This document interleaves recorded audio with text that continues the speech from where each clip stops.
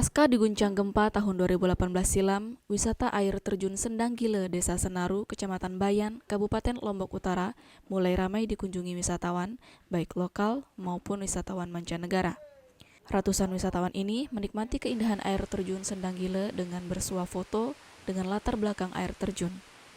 Tidak hanya bersuah foto, mereka juga mandi dan merasakan sensasi dinginnya air terjun Sendang Gile. Salah satu wisatawan mancanegara, Christina, mengaku sangat menikmati keindahan air terjun Sendang Gile. Dirinya dan ketiga rekannya sudah 2 hari berlibur di Senaru. Sepulang dari Senaru, Christina akan menceritakan keindahan alam di desa Senaru. Yes, we will explain and we will recommend to come here. Yeah, Almost 1 or 2 nights every people. and meet the people and walk around all this forest because it's very beautiful. And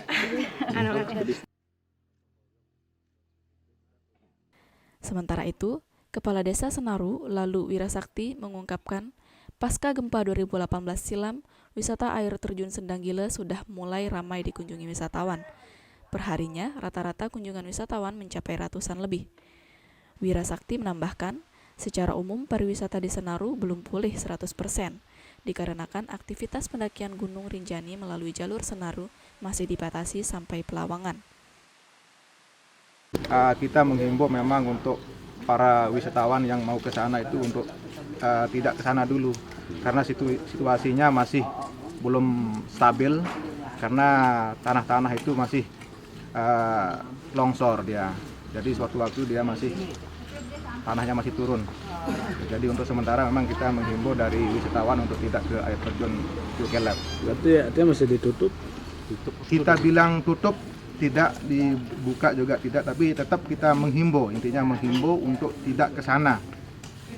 Jadi cukup kalau mau berkunjung hanya ke terjun Sendang Gile saja, terjun yang pertama saja.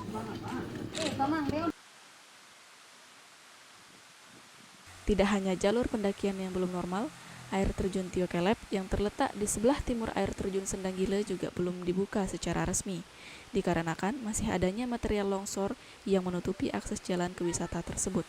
Hairul Kursi, Lombok Post.